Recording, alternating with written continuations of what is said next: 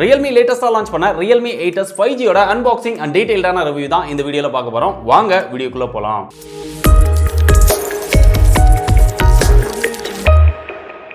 Realme பார்த்தோம் அப்படினா 20000 ரூபாய் பிரைஸ் செக்மென்ட்க்குள்ள நிறைய 5G மொபைல்ஸ் வந்து லான்ச் பண்ணியிருக்காங்க. பெருசா வேற எந்த பிராண்டுமே லான்ச் பண்றது இல்ல. அதனால இவங்க வந்து அதிகமான 5G மொபைல் நாங்க தான் சேல் பண்ணியிருக்கோம். நாங்க தான் நம்பர் 1 பிராண்ட் 5G மொபைல்ல இந்தியாலயே அப்படிங்கிற மாதிரி ஹைலைட் பண்ணி இந்த லான்ச் ஈவென்ட்ல எல்லாம் சொல்லிட்டு இருந்தாங்க. போட்டிக்கே ஆள் இல்லாதப்ப இவங்க தான ஃபர்ஸ்ட் பிராண்டா இருக்க முடியும். சோ அப்படி லான்ச் பண்ணியிருக்கிற இந்த Realme 8s 5G ஓட அன்பாக்சிங் முதல்ல பார்த்துட்டு வந்துருவோம். எப்பயும் Realme பாக்ஸ் எப்படி இருக்குமோ அதே மாதிரி ஒரு மஞ்சேர் பாக்ஸ் தான் இங்க கொடுத்திருக்காங்க. 8s அப்படின்னு சொல்லி போட்டுருக்காங்க. மொபைலோட இமேஜ்லாம் இங்க கொடுக்கல. கீழ வந்து Realme பிராண்ட் நேம் இருக்குது. பின்னாடி அதோட முக்கியமான ஃபீச்சர்ஸ் எல்லாம் ஹைலைட் பண்ணியிருக்காங்க. கீழ வந்து அதோட 5G பேண்ட் சப்போர்ட் கொடுத்திருக்காங்க. கிட்டத்தட்ட ஒரு 5 பேண்ட் சப்போர்ட் வந்து இதுல இருக்குது. ரொம்ப சூப்பரான விஷயம் அப்படின்னு சொல்லலாம். 5G மொபைல் நாங்களும் லான்ச் பண்றோம் அப்படின்னு சொல்லி ஒரு பேண்ட் சப்போர்ட்டோட கொடுத்து அதை 5G மொபைல் அப்படின்னு சேல் பண்றத விட ஓரளவு சொல்லிக்கிற அளவுக்கு ஒரு 5 பேண்ட் சப்போர்ட் கொடுத்திருக்காங்க. சூப்பரான விஷயம். அடுத்ததா இதோட சார் வேல்யூ ஹெட்டுக்கு 1.131 இருக்குது. பாடிக்கு 0.986 இருக்குது. கொஞ்சம் அதிகமா தான் இருக்குது. இப்போ அன்பாக்சிங் பார்ப்போம். அன்பாக்சிங் அப்படின்னு பார்த்தா எப்பவுமே பாக்ஸ்க்குள்ள இருக்கிறதா இருக்குது. ஒரு user manual, warranty card, SIM ejector tool, TPU case கொடுத்திருக்காங்க. அதுக்கப்புறம் Realme 8s 5G மொபைல் இருக்குது. அதுக்கு ஒரு charging cable, charging adapter, 33 watt adapter வந்து கொடுத்திருக்காங்க.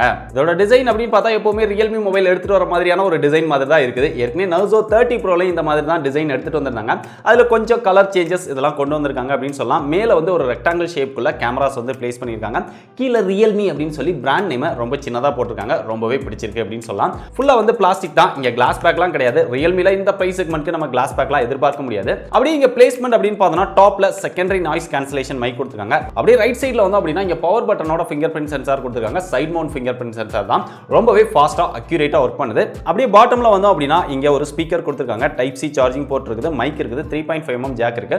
லெஃப்ட் சைடுல வால்யூம் அப் டவுன் பட்டன் இருக்குது. அதுக்கு மேல சிம் ஸ்லாட் கொடுத்திருக்காங்க. Dual sim with dedicated SD card slot கொடுத்திருக்காங்க. அப்படியே ஃப்ரண்ட்ல வந்து இந்த டிஸ்ப்ளேக்கு என்ன Gorilla Glass ப்ரொடெக்ஷன் இருக்கு அப்படிங்கறத Realme வந்து ஆபீஷியலா மென்ஷன் பண்ணல.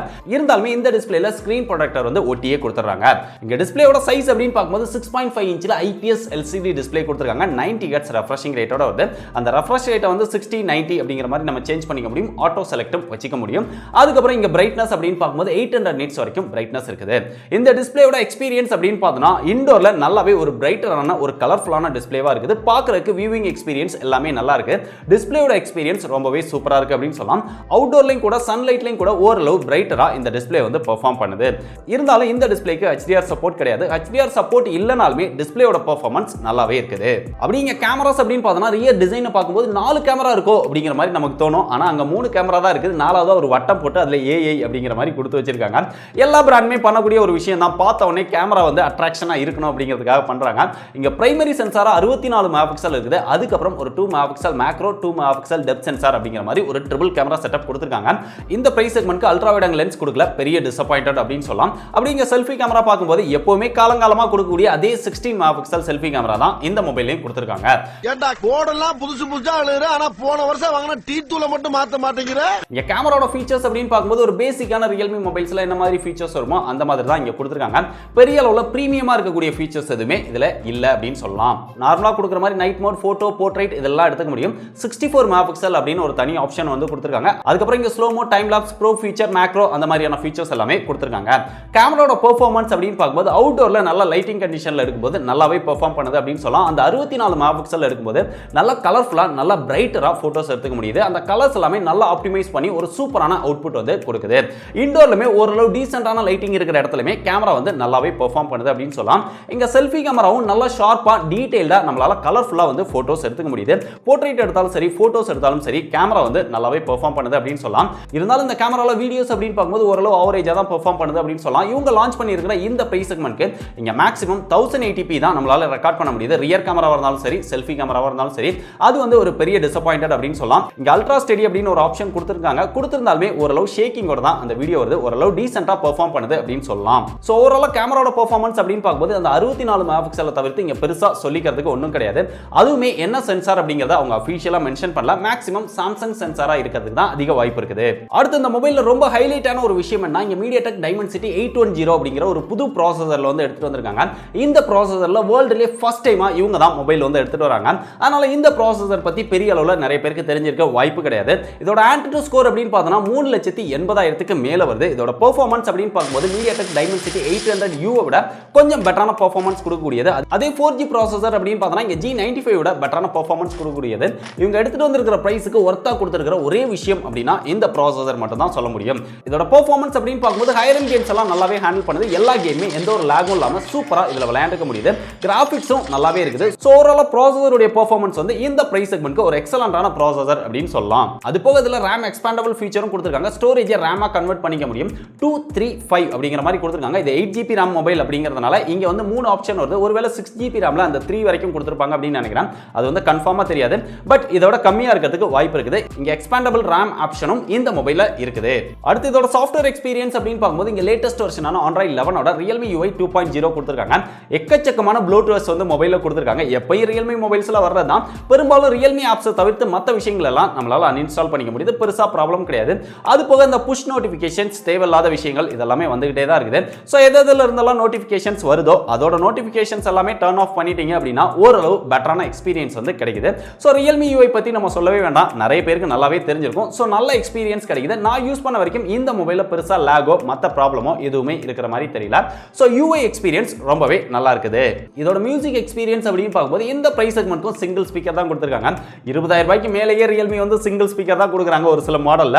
இதுல கொடுக்கறத நம்ம பெருசா குறை சொல்ல முடியுமா? ஆனா மற்ற பிராண்ட்ஸ் எல்லாமே இந்த பிரைஸ் செக்மென்ட்க்கு டுயல் ஸ்டீரியோ ஸ்பீக்கர் ஆஃபர் பண்றாங்க. 10,000 ரூபாயில இருந்து நிறைய மாடல்ஸ்ல அவைலபிளா இருக்கு. இவ்ளோ பிரைஸ் செக்மென்ட்க்கு லான்ச் பண்ணிட்டு இங்க மோனோ ஸ்பீக்கர் கொடுத்திருக்கிறது ரொம்ப சாட்டிஸ்ஃபைடு இல்ல அப்படின்னு சொல்லலாம். ஓரளவு டீசென்ட்டான லெவல்ல ஒரு டீசென்ட்டான மியூசிக் எக்ஸ்பீரியன்ஸ் தான் இருக்குது. இந்த மொபைல்ல பெரிய அளவுல மியூசிக் எக்ஸ்பீரியன்ஸ் வந்து எதிர்பார்க்காதீங்க. மத்தபடி இங்க நெட்வொர்க் கால் குவாலிட்டி இதெல்லாம் பெருசா ப்ராப்ளம் கிடையாது. பேட்டரி கெபாசிட்டி அப்படின்னு பார்க்கும்போது இந்த மொபைல்ல 5000 mAh பேட்டரி கெபாசிட்டி கொடுத்திருக்காங்க. அதுக்கு சப்போர்ட் பண்ற மாதிரி இங்க 33 வாட் ஃபாஸ்ட் சார்ஜிங் சப்போர்ட் கொடுத்திருக்காங்க. இத யூஸ் பண்ணி சார்ஜ் பண்ணும்போது 1 ஹவர்ல ஃபுல் சார்ஜ் ஆயிடும். இங்க 90 Hz ரெஃப்ரெஷிங் ரேட் கொடுத்திருந்தாலுமே 90 Hzல யூஸ் பண்ணாலுமே பேட்டரி வந்து பெருசா ட்ரைன் ஆகிற இஷ்யூ வந்து கிடையாது. பேட்டரி வந்து நல்லாவே ஆப்டிமைஸ் பண்ணிருக்காங்க. ரொம்ப எக்ஸலென்ட்டா இதோட பேட்டரி பேக்கப் வந்து நல்லாவே நிக்குது. நீங்க ஹெவியா யூஸ் பண்றீங்க அப்படினா கூட ஒரு டே டைம்க்கு பேட்டரி வந்து நல்லாவே நிக்கும். நீங்க நார்மல் யூசரா இருக்கீங்க அப்படினா ஒரு நாளைக்கு மேலேயே பேட்டரி வருது. சோ பேட்டரியோட பெர்ஃபார்மன்ஸ் ரொம்பவே சூப்பரா இருக்கு. நல்லாவே ஆப்டிமைஸ் பண்ணிருக்காங்க. ஃபைனலா அந்த மொபைலோட பிரைஸ் அப்படின்னு பார்த்தா இங்க ரெண்டு ஸ்டோரேஜ் வேரியன்ட் வந்து லான்ச் பண்ணிருக்காங்க. 6+128, 8+128. 6+128 18,000 ரூபாய் பிரைஸ் செக்மென்ட்க்கு சேல் பண்றாங்க. 8+128 20,000 ரூபாய் பிரைஸ் செக்மென்ட்க்கு சேல் பண்றாங்க. இந்த பிரைஸ் செக்மென்ட்க்கு இந்த மொபைல் வாங்கலாமா அப்படின்னு கேட்டீங்கன்னா கண்டிப்பா என்ன பொறுத்தவரைக்கும் வாங்குறது தேவையில்லாத விஷயம் அப்படின்னு தான் சொல்லுவேன். இருந்தாலும் எனக்கு வந்து இந்த பிரைஸ் செக்மென்ட்ல ஒரு நல்ல 5G மொபைல் வேணும் அப்படின்னு நினைக்கிறவங்க இதை வந்து ட்ரை பண்ணி பார்க்கலாம். பெஸ்ட் பை லிங்க் வந்து டிஸ்கிரிப்ஷன்ல கொடுத்துருக்கேன். பட் எனக்கு வந்து பிரைஸ் பெருசா ப்ராப்ளம் இல்லை அப்படின்னா இந்த மொபைலோட கொஞ்சம் எக்ஸ்ட்ரா போட்டீங்கன்னா இதோட எல்லா விதத்திலுமே பெஸ்டான 5G மொபைல் IQ Z3 இருக்குது. ஸ்னாப்டிராகன் ப்ராசஸரோட 20,000 ரூபாய் பிரைஸ் செக்மென்ட்ல one of the best mobile அப்படின்னு சொல்லலாம். அதை ட்ரை பண்றதா ஒரு பெஸ்டான சாய்ஸா இருக்கும். இல்ல எனக்கு அதெல்லாம் ப்ராப்ளம் இல்ல, கரெக்டா 18,000 ரூபாய் தான் பிரைஸ் செக்மென்ட் அப்படின்னு நினைச்சீங்கன்னா இதை ட்ரை பண்ணலாம். இல்ல என்னுடைய பட்ஜெட் வந்து இன்னும் கம்மியா இருக்குன்னா Realme Narzo 30 Pro 5G அப்படின்னு ஒரு மொபைல் இருக்கு. அந்த மொபைல் வந்து நிறைய டைம் ஆஃபர்ல 15,000 ரூபாய் 14,500 ரூபாய் வரைக்கும் சேல் பண்ணாங்க. பட் இப்போ 6+64 16,000 ரூபாய்க்கு சேல் பண்றாங்க.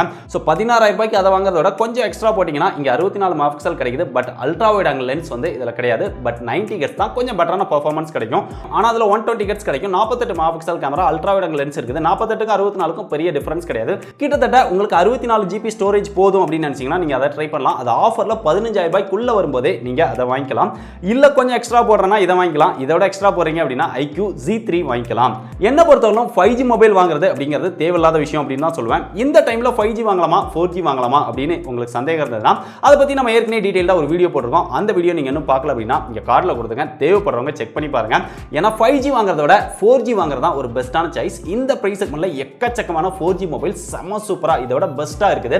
Realmeலே இருக்குது. நீங்க அதை ட்ரை பண்றதா ஒரு best choice. So Realme launch பண்ணியிருக்கிற இந்த Realme 8s 5G பத்தி நீங்க என்ன நினைக்கிறீங்க? இது ஒரு பெஸ்ட் மொபைல் அப்படின்னு நினைக்கிறீங்களா? இல்ல 5G மட்டும் தான் இருக்கு ப்ரோ, மத்ததெல்லாம் வேஸ்ட், இதுக்கு 4G மொபைலே நான் வாங்கிட்டு போயிருவேன், 5G இல்லாத இந்தியால எதுக்கு நான் இதை வாங்கணும் அப்படின்னு நினைக்கிறீங்களா?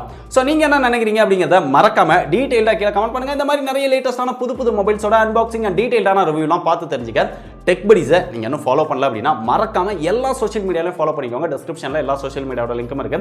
இதே மாதிரி இன்னொரு யூஸ்ஃபுல்லான இன்ட்ரெஸ்டிங்கான வீடியோல சந்திக்கிறேன். பாய்.